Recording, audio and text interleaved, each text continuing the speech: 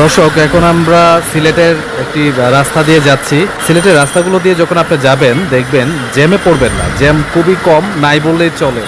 এবং কোনো একটা পরিষ্কার পরিচ্ছন্ন একটি শহর মনে হবে আপনার কাছে। আপনি যখন সিলেট শহরে যখন আসবেন তখন আপনি যদি এটার শহরের ভেতরে ঘুরেন আপনি সেটি লক্ষ্য করবেন। আমি প্রায় 5 দিনের মতো ছিলাম সিলেট শহরে এবার এসে। তো দেখে অনেক ভালো লাগছে।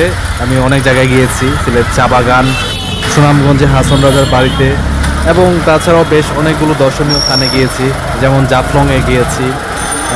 অনেক জায়গাতেই গিয়েছি, অনেক ভালো লাগছিল আমার জায়গাগুলো ঘুরে দেখতে অনেক ভালো লাগছিল। তাই আপনারা যারা সিলেট আসেননি বা আসতে চাচ্ছেন তারা আপনারা সময় করে চলে আসতে পারেন, ভালো লাগবে নিশ্চয়ই আপনাদের।